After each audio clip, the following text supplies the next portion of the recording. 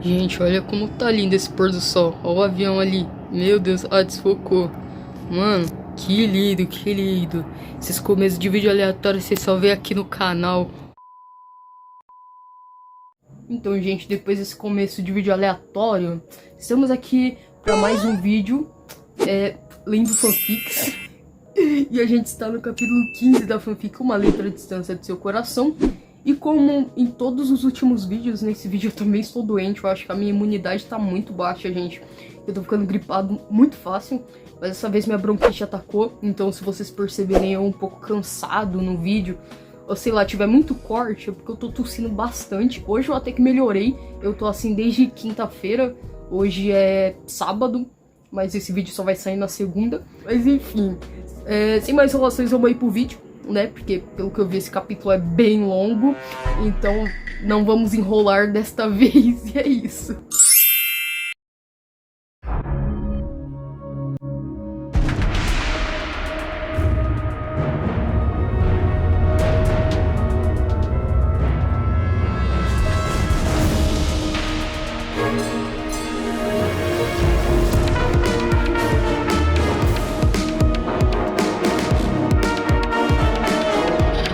Estamos aqui, ó, capítulo 15, com essa fotinha de lobo top e desse cara aqui que eu acho que supostamente é o pai dele. E, gente, quero contar uma novidade.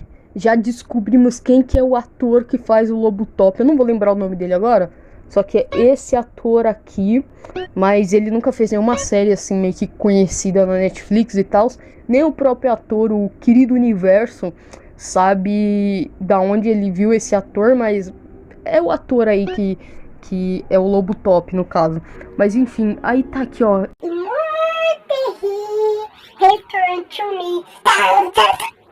Essa música é muito foda, gente. É muito foda. Enfim, vamos começar.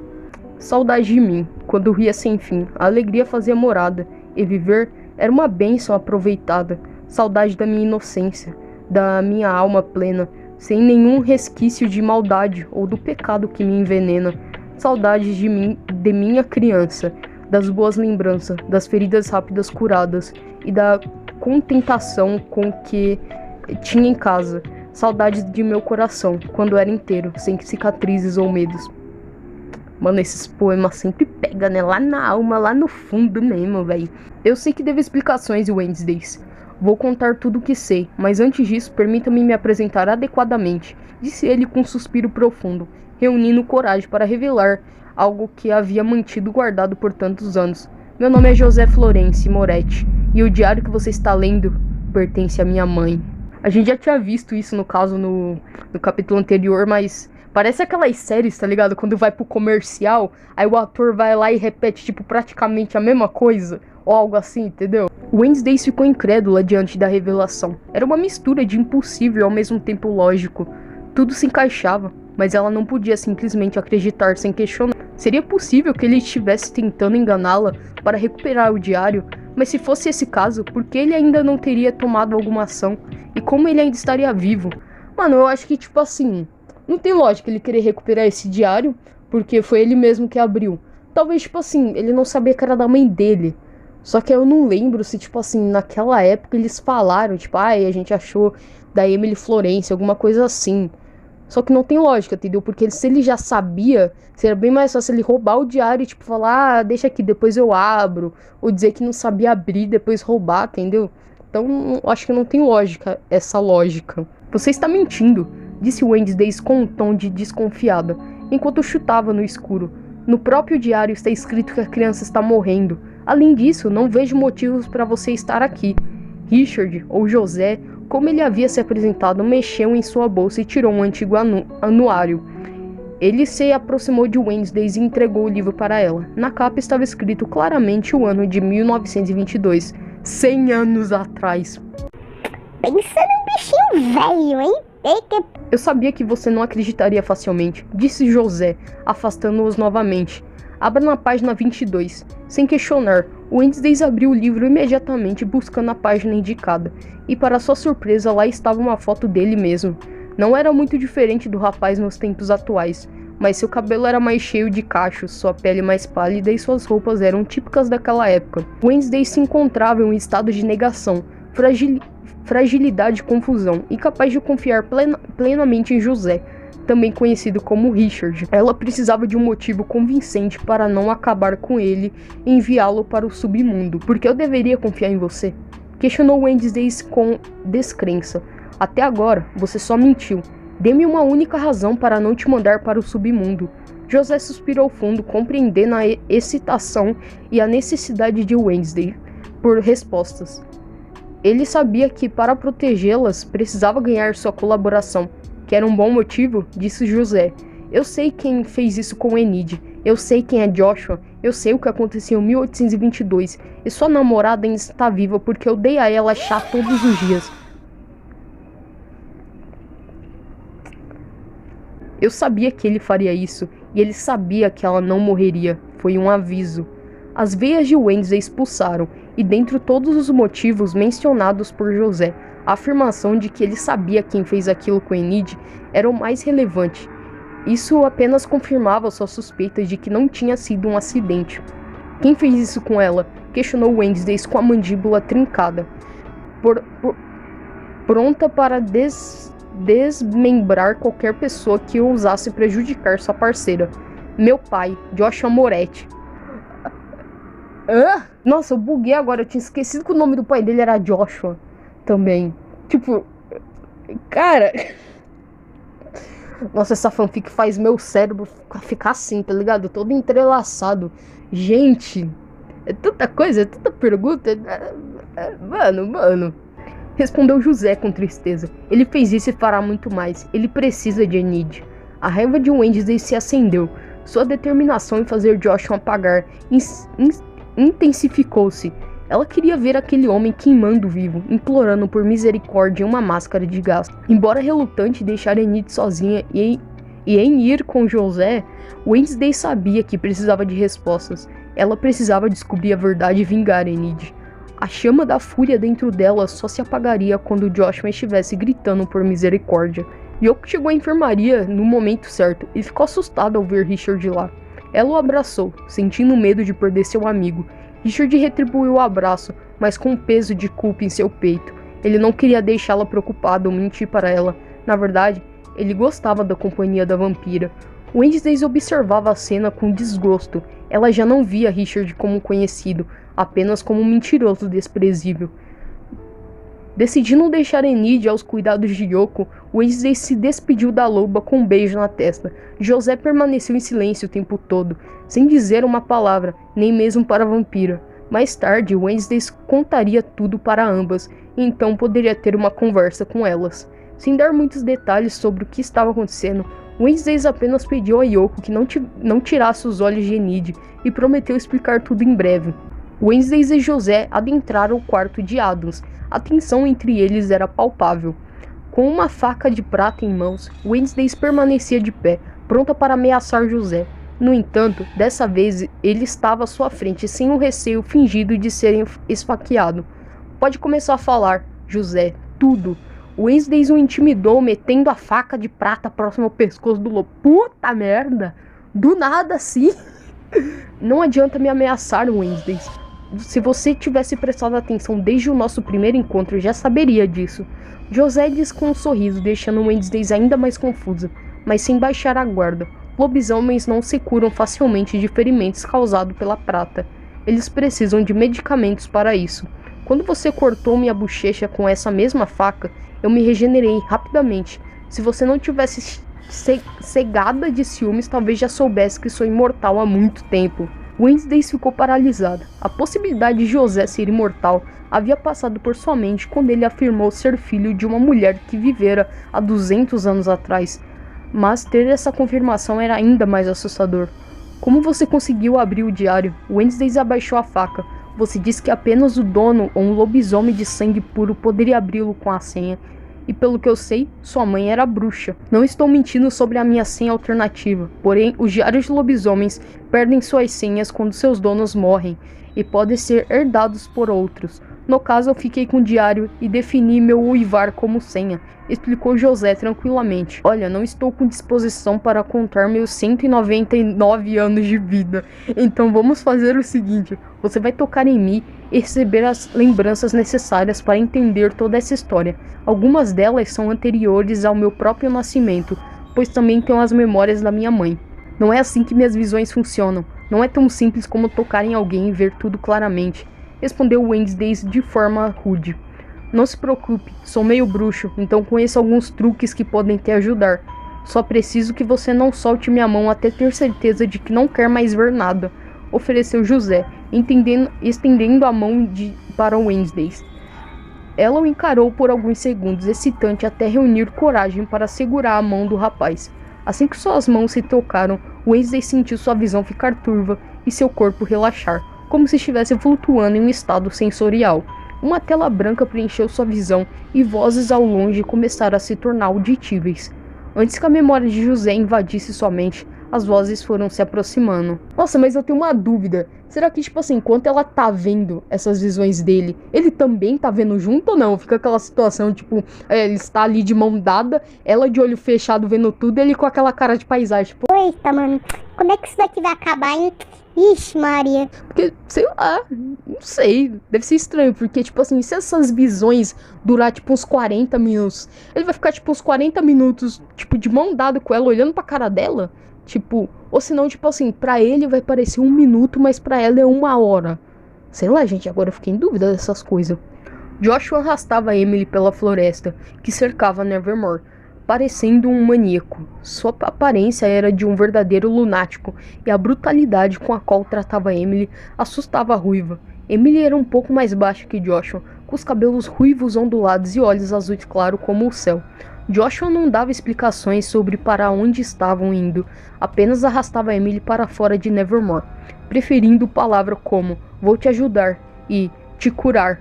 Essas palavras de certa forma assustavam Emily, mais do que a tranquilizavam. A imagem se tornou turva novamente, revelando um novo cenário.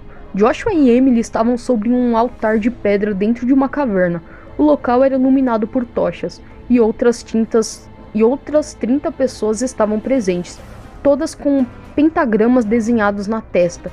Eles se ajoelhavam em frente ao altar, recitando palavras estranhas.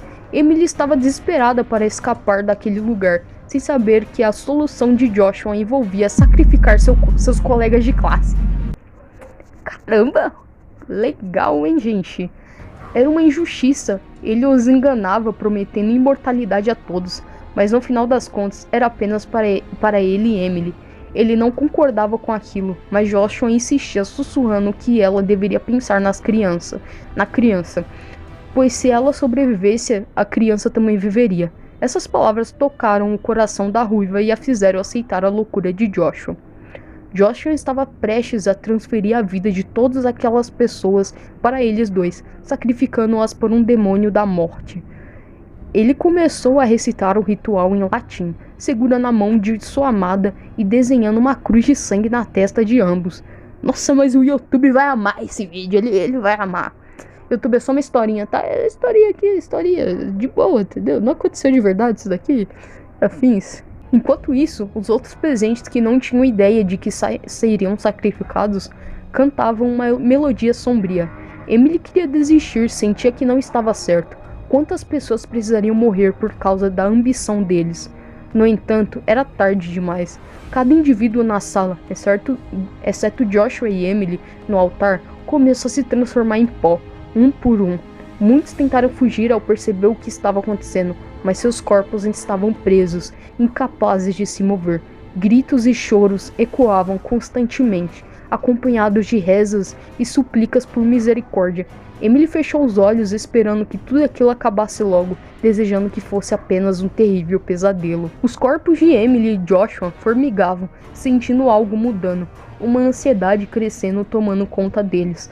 A última vida finalmente se transformara em pó. Tudo parecia ter dado certo. Joshua estava emocionado, com lágrimas de alegria nos olhos, mesmo tendo tirado a vida de 30 jovens. Tudo tinha ocorrido como planejado, exceto pelo fato de Emily também se transformar em pó diante dos olhos de Joshua. O quê? Como assim, gente? O que, gente? As cinzas da ruiva escorregaram das mãos do moreno e caíram no chão. Ali no meio das cinzas da bruxa, um bebê chorava, ensanguentado. Algo havia dado terrivelmente errado. Joshua mexeu nas cinzas de sua amada, chorando e se perguntando o que poderia ter dado errado, ignorando completamente o recém-nascido que estava ali. O moreno encontrava-se em um estado de estresse profundo, exausto e enlutado. Todo o seu esforço para reunir aqueles tolos, noites mal dormidas, tudo em vão. O bebê não parava de chorar, deixando Joshua ainda mais enlouquecido. Ele agarrou o pescoço do bebê, tentando sufocá-lo para que ele se calasse. O bebê abriu os olhos em desespero, sem ar, revelando os mesmos olhos acinzentados de seu pai. Joshua não queria aquela criança. Ela era a prova de que seu sacrifício por Emily havia sido em vão. A prova de que seu fracasso em mantê-la viva. O moreno tirou uma faca de seu... Gente, isso daqui tá polêmico demais. YouTube... Eu não vou falar nada, YouTube. E desferiu o golpe na criança, tentando feri-la de todas as maneiras possíveis.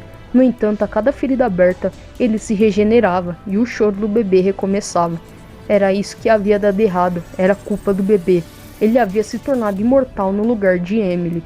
Desesperado, Joshua arremessou o bebê contra a parede, na esperança de que ele morresse. Tudo era culpa daquela criança. Toda a culpa era dela. Se não fosse por aquele maldito bebê, sua amada ainda estaria aqui. Joshua tentou usar a faca em si mesmo, mas não importava. Quantas vezes ele a cravasse em seu corpo, as feridas se regeneravam. Ele estava preso naquele mundo, sem sua esposa e com o maldito bebê como culpa pela morte de Emily. A cena foi se distanciando ao som do choro do bebê, revelando uma nova memória. O jovem moreno, já com a aparência atual, encontrava-se sentado em uma mesa de madeira, lendo o diário de sua mãe. O calendário na mesa indicava que haviam se passado 50 anos desde o incidente. Ele estava em uma imensa casa, um casarão gótico, sombrio e solitário. A leitura era a única forma de entretenimento para o rapaz, especialmente o diário de sua mãe. Embora nunca a tivesse conhecido pessoalmente, ele possuía algumas lembranças dela. Cada vez que lia o diário, sentiu o carinho que Emily tinha por ele e o amor que nutria por seu pai. Joshua, por sua vez, nunca havia dado um nome ao garoto. Foi o próprio José quem escolheu um nome quando aprendeu a ler e viu uma das opções escritas por sua mãe no diário. Seu pai o odiava intensamente e mal o olhava. Caramba, mano, o pior é que, tipo assim, tem uma parte do diário que a Emily fala sobre isso, né? Tipo, fala que queria que pelo menos o José sobrevivesse pra o Joshua ter um motivo pra viver. E foi isso que aconteceu. Meu Deus, o José sobreviveu, só que o Joshua odeia muito ele, caramba. Imagine se a Emily conseguisse ver tudo isso, ver que, tipo assim, o marido que ela tanto amava e, sabe, o filho que o marido também supostamente tão amava, hoje em dia, tipo, é odiado, tá ligado? Nossa, velho. Passava 24 horas preso em seu laboratório na casa. E quando saía, fazia questão de desferir todo tipo de insultos contra o jovem José. Frases como, foi tudo culpa sua, maldito, você a matou, eram constantes e assim como agressões físicas. Por mais de 50 anos, o rapaz suportou tudo que Joshua lhe infligia, pois era o desejo de sua mãe, mantê-lo são e fazer companhia a seu pai quando ela se foi. No entanto, tornou-se insuportável suportar ter seus dentes arrancados ou suas costas queimadas com água quente. As torturas constantes de Joshua eram uma realidade diária para José. Ele havia parado de envelhecer aos 17 anos, a mesma idade em que sua mãe faleceu. Desde então, ele mantinha a mesma aparência. Por isso, o rapaz preferia não sair de casa. Como poderia percorrer o mundo com a mesma aparência por toda a eternidade? Não poderia conhecer ninguém. Joshua dedicava sua vida ao estudo de como trazer Emily de volta. A casa em que viviam estava constantemente envoltada em uma aura sombria de magia negra praticada pelo lobisomem. Era apenas uma questão de tempo até que o homem descobrisse um método para alcançar seu objetivo, e ele encontrou. Descobriu que um dente de vampiro deveria... Mano, o dente de vampiro... Mano, por um momento eu esqueci que a Enid era um lobo. Eu pensei, caramba, mano, tudo faz sentido. O Richard vai casar com a Enid pra arrancar os dentes dela, velho. Só que agora eu tô pensando, e a Yoko? Só que essas são memórias antigas, então, tipo, não tem como. Sei lá, velho. Deveria ser banhado no sangue de 3 sacrifícios. Em seguida, as presas transformadas em um cordão ao ser colocado no pescoço de um lobisomem de sangue puro. A vitalidade desse lobisomem seria suficiente para abrigar uma segunda alma. Além disso, o lobisomem deveria segurar um objeto de valor sentimental da pessoa a ser ressuscitada, enquanto as antigas escrituras da morte fossem recitadas em voz alta. No entanto, José não desejava que seu pai se sujasse novamente com o derramamento de sangue. Determinando a cumprir o último desejo de sua mãe, o rapaz deixou a casa e partiu pelo mundo levando consigo o diário, o único objetivo de valor que restava de Emily. Joshua havia queimado todos os outros durante o período de luto. José vagou perdido pelo mundo durante mais de 50 anos, explorando todos os lugares possíveis. Antes vivia isolado na casa de seu pai, na França. Embora não tivesse laços ou amigos, desfrutava da liberdade de vagar sem a voz de Joshua o perturbando. Era apenas ele e o diário de Emily, sua companhia constante. Mas havia um lugar que José ansiava por conhecer, um lugar que seu pai desprezava e escolhera evitar, Nevermore. A imagem mudou novamente. José espiava furtivamente a floresta ao redor de Nevermore. Ele havia escalado uma árvore para obter uma visão do pátio da escola. Mesmo em 1922, a instituição já possuía uma aparência consideravelmente moderna para o colégio. José ficou encantado ao ver tantos adolescentes reunidos, todos eles estranhos como ele. Uma vontade imensa de pertencer e ter um laço tão forte quanto aqueles jovens alegres tomou conta dele.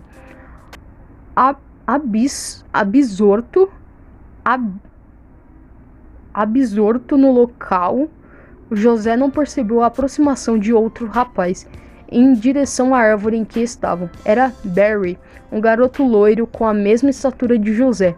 Ao avistar José no topo da árvore, Barry o chamou, assustando o moreno, que acabou caindo de uma altura mortal. Meu Deus. No entanto, sua habilidade regenerativa traiu ao revelar a verdade para o loiro. Afinal, não era todo dia que uma poça de sangue se transformava novamente em uma pessoa. Apesar da inicial atitude de José, Barry insistiu até que ele se apresentasse. Apesar das diferenças, os dois lobisomens devolveram simpatia mútua. Após conhecer a história de José, Barry o convidou para viver com ele e sua família, os Herschel. É Herschel, será? Herschel, acho que é Herschels. Sei lá. A memória dos dois amigos se desfez, revelando uma nova cena. Agora, José morava na casa dos Herschel. A família era pequena, não fazia parte de uma grande alcateia ou matilha. Apesar de também serem lobisomens, o senhor e a senhora Herschel eram pessoas gentis, e mesmo sabendo de tudo, tratavam José como seu próprio filho.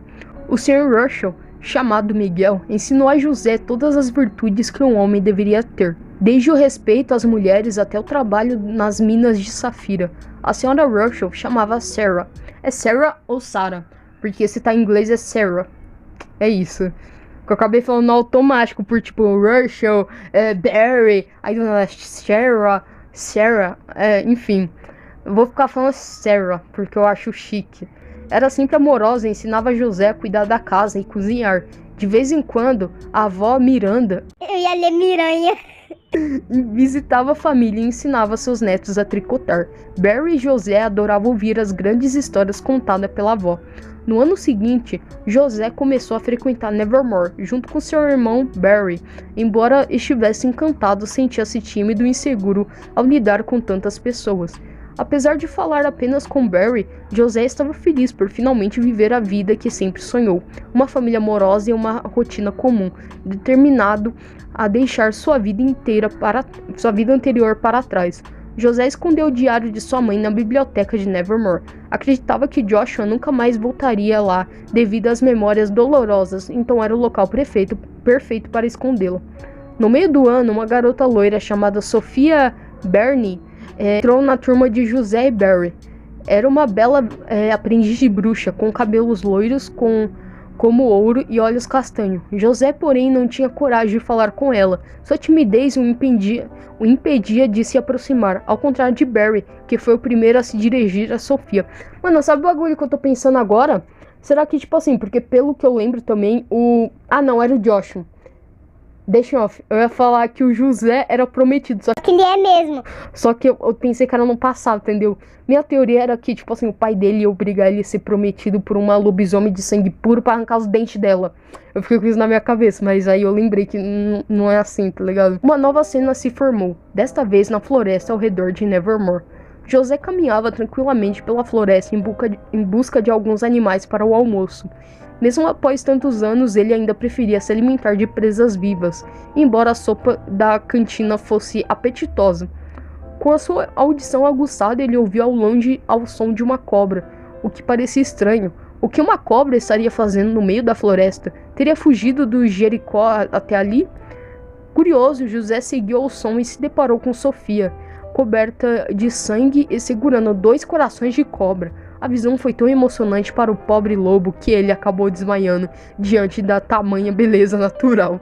Ao ver o lobo desmaiando, Sofia correu para ajudar, ou talvez bater no rapaz até que ele acordasse. Ela já o tinha visto nas aulas e sabia que era irmão de Barry. Quando José finalmente recobrou a consciência, acabou vomitando devido aos 20 e tantos tapas que levou para acordar.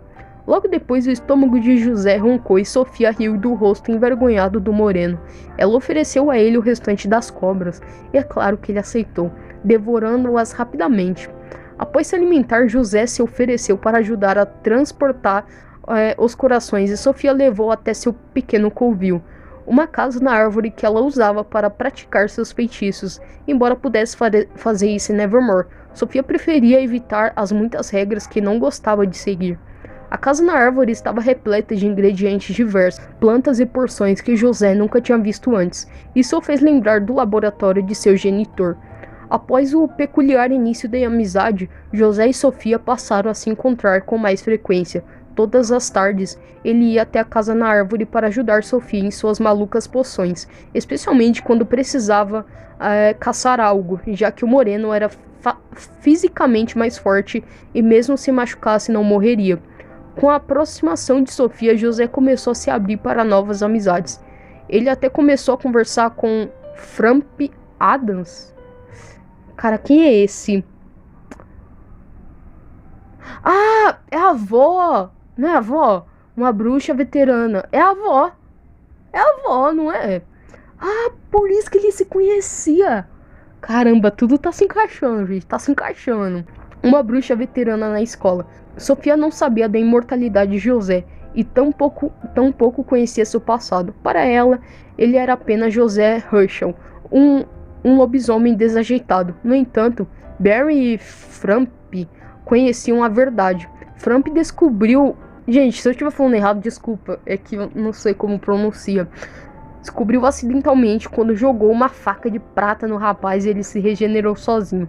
José sentia que podia confiar seus segredos a ela, pois era uma boa moça, mesmo que às vezes parecesse um pouco louca por querer fazer experimento nele. Em um certo dia, o quarteto estava reunido na mesa do refeitório. Sofia expressou o desejo de ingressar em uma seita de bruxos que estava acontecendo na cidade. No entanto, para isso ela precisava fazer uma porção de cura básica. Infelizmente, um dos ingredientes eram olhos de lobisomem, algo que ela não conseguiria de forma legal dentro de Nevermore. José enxergou uma grande oportunidade para finalmente se declarar. Após quase um ano, ele achou que já estava na hora de dar um passo adiante. E essa era a oportunidade perfeita. Ele poderia arrancar seus próprios olhos sem problemas. O jovem mal podia esperar para ver o sorriso de Sofia. Caramba, olha a prova de amor. Ele arrancou, ele arrancou os próprios olhos para dar pra guriazinha que ele gosta. Imagine, ela não gosta dele. Ele arrancou os próprios olhos. Tipo, tá, beleza, vai regenerar. Mas ele sentiu dor pra fazer aquilo, mano. Nossa. Naquela tarde, José pediu a Frank para arrancar seus olhos sem danificá-los. Adams, que adorava a ideia de poder dissecar o rapaz, aceitou a tarefa e anestesiou José para que ele não sentisse dor. Apesar de ficar 2 horas sem visão, José se sentiu feliz. Finalmente, sua imortalidade estava ajudando alguém. No dia seguinte, o lobo não foi às aulas. Ele pediu a Barry que o ajudasse a decorar toda a casa na árvore com fotos dele e Sofia. Mesmo que o irmão também tivesse interesse na loira, Barry decidiu ajudar José. Para ele, os laços fraternais sempre vinham acima de qualquer outra coisa. Frank levou Sofia até a casa na árvore de maneira descontraída, e a loira não suspeitava do que estava por vir. Ao entrar na casinha, ela se deparou com José de joelhos, segurando 2 glóbulos oculares, com um sorriso bobo e uma declaração clichê. Ele derreteu o coração da bruxa, embora não tivesse resposta sobre a origem daqueles olhos. Sofia aceitou ser sua companhia. Naquela noite de lua vermelha, eles se marcaram para sempre. A visão de Wednesday mudou para um novo ponto de vista na mesma floresta, mas agora um choro reconhecível se fez presente.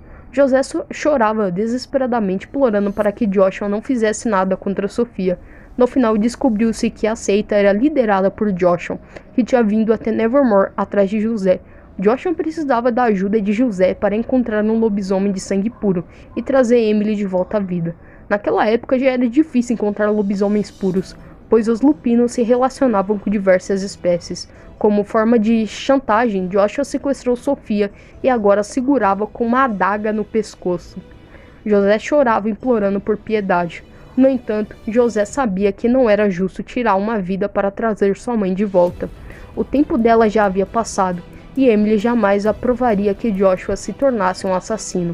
Mesmo que fosse possível trazê-la de volta à vida, pelo menos era assim que o jovem pensava, e por isso recuou a ajudar o pai.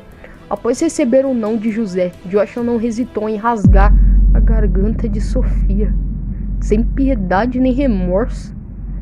José sentiu como se seu coração parasse de bater no exato momento. Ele agarrou o corpo sem vida da loira assim que Joshua a soltou no chão. Não era justo consigo mesmo. O que ele havia feito de tão terrível para merecer tudo aquilo? Por que com ele? Por que toda vez que se sentia feliz algo terrível tinha que acontecer? Agora você me entende. Caramba, gente, meu Deus.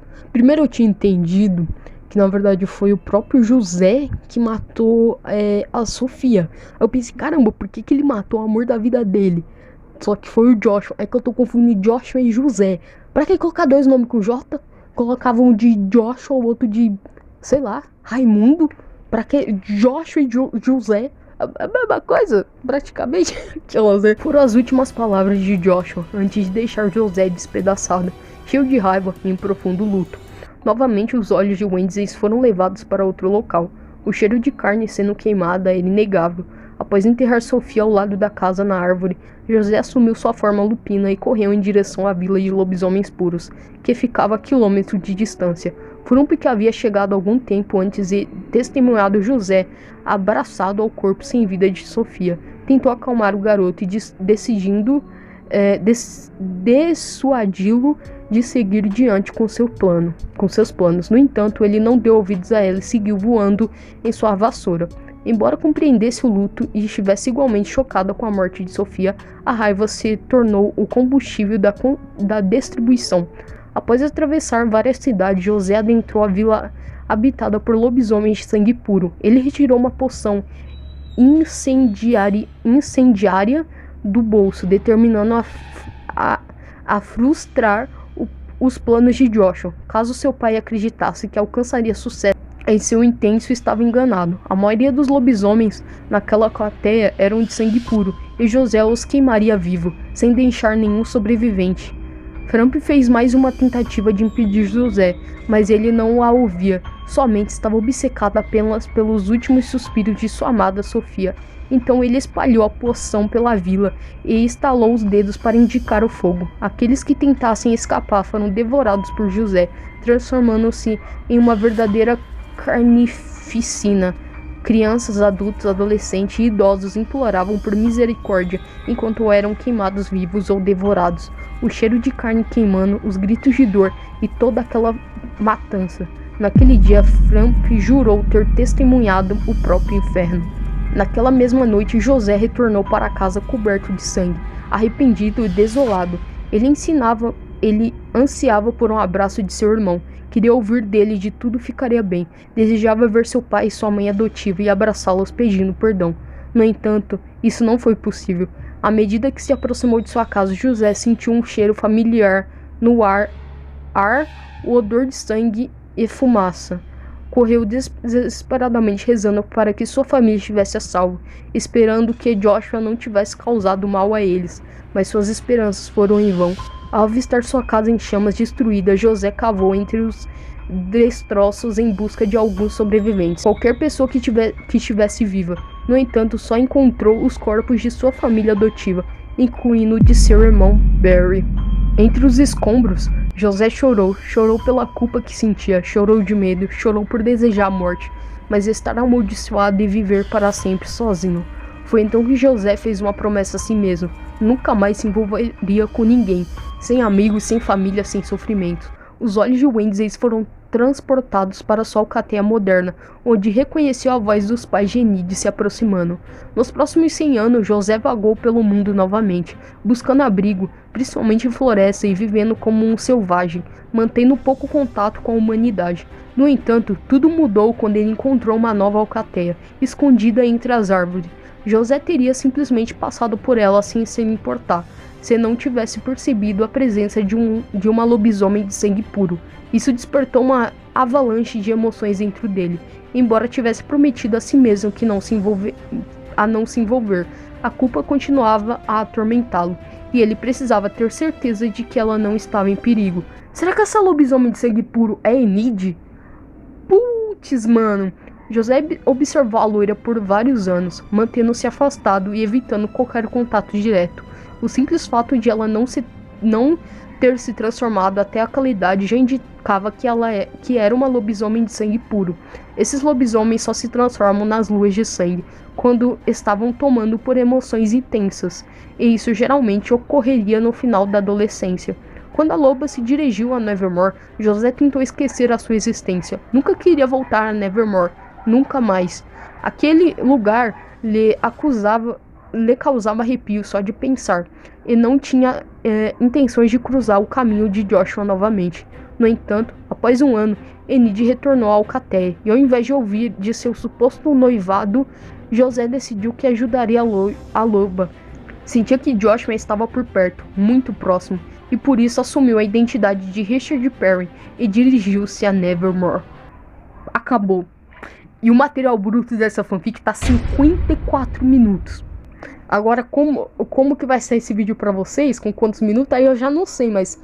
Mano, 54 minutos dá pra assistir a semana inteira, entendeu? Dá pra ir assistindo. Véi. Mas enfim, eu ainda vou ter que falar, né? O que eu achei do capítulo. Mano, muita coisa. Né? Igual eu falei, eu fiquei muito confuso, porque Joshua e José é um nome muito parecido. Mas caramba, eu gostei demais do capítulo, entendeu? Tipo, foi como não, a gente realmente viajou nas memórias do José / Richard / Lobo Top. Eu vou ficar chamando de Lobo Top porque vai englobar os dois nomes, entendeu? Mas enfim, eu gostei muito, de verdade. Eu sempre falo, o autor ele tem uma criatividade imensa pra escrever esse tipo de fanfic, tá ligado? É realmente uma criatividade assim enorme. De verdade mesmo, gente. Então eu amei esse capítulo, estou ansioso pro próximo para ver qual que vai ser a reação das meninas ao descobrir tudo isso. Então várias respostas realmente, quer dizer, várias perguntas, né, da fanfic foram respondidas. Mas é isso, gente, até o próximo vídeo. Tchau.